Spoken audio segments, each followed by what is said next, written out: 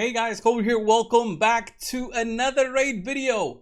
April O'Neil is in the Titan event, the Ace Reported Titan event, and lots of people have been complaining about this one. But guys, come on, it's gonna be a free legendary hero as long as you spend lots of your resources to get her, right? And I'm saying free because there's not much in terms of getting her. You'll have the summon events for sure. You'll have all sorts of dungeons and gear enhancements and the dungeon diver also. So it's not going to be something we haven't had before. This is a copy paste type of thing for raid, and they give you the opportunity to pick up on the TMNT champion. That being said, I know there's a bug currently with her on the Fire Knight with her A2 nullify, which basically nullifies the boss, and that's going to be fixed. So if you're somebody going for this one basically with the sole purpose of just saying, all right, I'm gonna just have an easy time on the bosses, yeah, this is not gonna be it, guys. This is gonna be fixed. I don't know when. Might be soon, might not be soon, so it depends. If you're somebody who wants to take advantage of this and you get her in the 2 weeks and you actually find some use for her, you book her out to have this at 100%, then maybe, yeah, sure. But I don't think that should be an investment for anybody trying to get this one. I saw some comments about some people, the gear enhancement event, saying this is more expensive than we had before. It used to be like 4,800 points. I guess, yeah, that's a right thing to say. Honestly, they shouldn't be making these expensive just because they gave us the free gear removal now, and we don't have the cost of the, the 1 million silver for moving 6 pieces of gear. So it shouldn't be one step forward, one step back after you finish that step forward, right?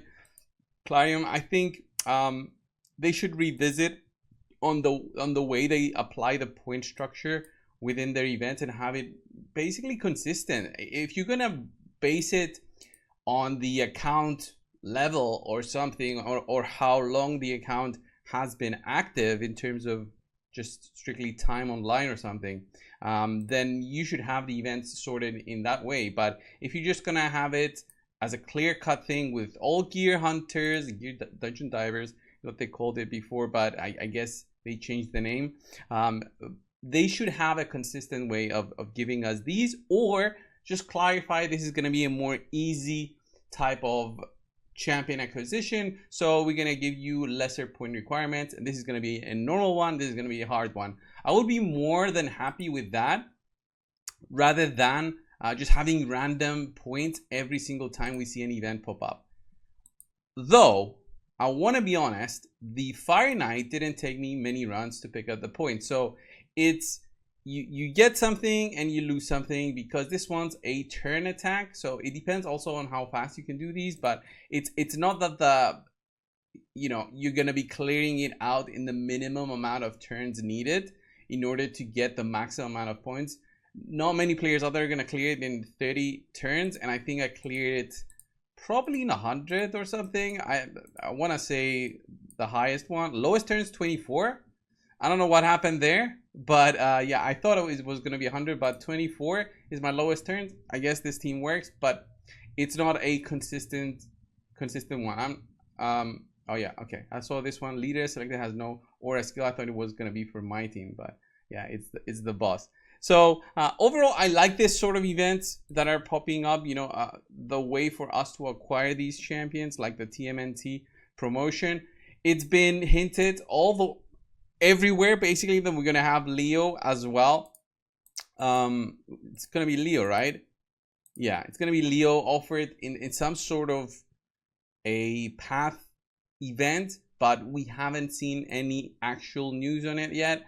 I'm guessing, guys, it's your choice right now. If you want to choose getting Leo over April, then you want to be saving up your shards because possibly those will be needed.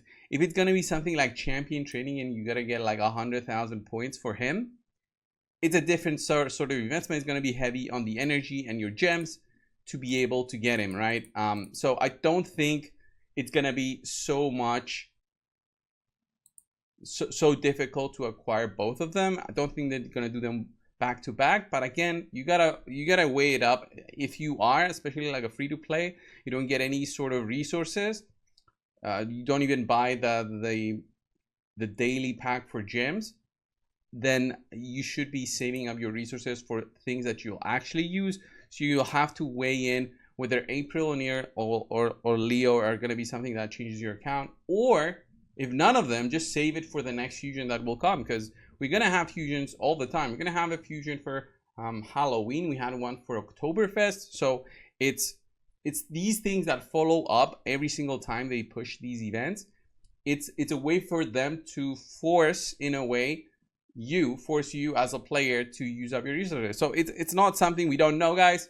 I hope you guys realized it so far. So you make your choices as you go along, as you play the game, right? And that's what I do with my account now. Since I'm not a spender anymore, I only get the content creator perks. I find that it's not that important to go for every single one of the champions or every single one of the events. I pick and choose on what I do within the game, just because it limits also the time needed to be spent within the game. So are the milestone rewards worth it for her all the way to milestone 5, where you actually pick up the champion? For a Titan event where you pick up a champion, I didn't expect much, because the champion is really the huge reward, comparing it to like a five-star perfect soul that we used to have the Titan events after fusions, right? So you get a legendary random gemstone here, mythical skill tome. These are the highest in value for me.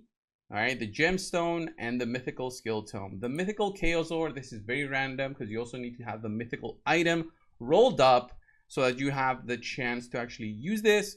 The eternal soul essence is nice, but it's not something that I would chase for. Everything else here on this page is useless for me. Even the rank 5 chicken, the XP barrel, these have very low value for me. The legendary skill tome is actually nice, because you're getting a new champion here that will need the books if you're going to use him. Use her.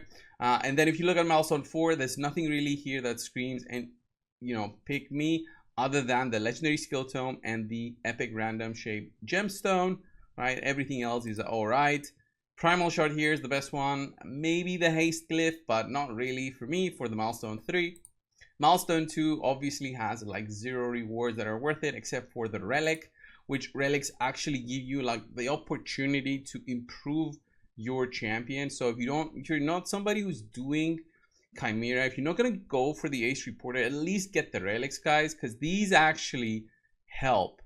You don't realize how much the relics are going to help until you actually start using them on your champions and have the gemstones, of course. The reason that I'm saying is the gemstones and the extra stats really change on the stats required on your champion overall. So if you have like a relic, I'm not saying this one is it, but if you have a relic that gives you accuracy or resistance, or if it gives you health, attack, or critical damage, or something as simple as just additional damage for your champion, these slowly stack up in terms of the power of your whole team. All right, the power that we keep on getting through these different ways. They've added empowerment, they've added the blessings, okay, and now we have the relics. These are different ways to make our champions stronger, so you gotta take advantage of those whenever you can. So gear enhancement, gear hunters, these are basically usual stuff that I'll be doing. There's also a CVC, so it's a good time to be spending your energy. In terms of Fire Knight, I'm basically done with that. I don't think I'm gonna farm it anymore, and we have the event dungeon starting, I believe, tomorrow for some of these rewards. So this one you can farm on level 20 and still pick up the pizza points. So that's it, guys. The April event is actually nice. I'm gonna say it. It's nice. It's not nice because of all the rewards up until the final one, but I think if you take advantage of the fact that you don't only get 1,500 points, if you check on the news section, guys, they're always gonna state how many total points, and I believe it should be 1750. Yeah, there it is, 1750 points. So you can lose 250 points. You can choose which ones to not go for, but obviously, guys, the one that will have to be done, you will basically guaranteed to have some sort of soulstone one that you'll have to do for like 100, 150, maybe not 150, but 100 points for sure. If there's any sort of other events that pop up here during the Ace Reported Titan event, it's also going to be summoning ones, and it's going to be strictly based on whether you have the shards available or not to go for it. If not, It's best thing is just to quit when you're ahead, guys. Get the relic here, 300. It's easy. Don't go for the remaining one because these will deplete your resources, and if you count wrong when you're doing these things, I've seen so many posts on Reddit, it can mess up your account. So thank you guys for watching. Subscribe. I'll be posting more. Thank you all. See you soon.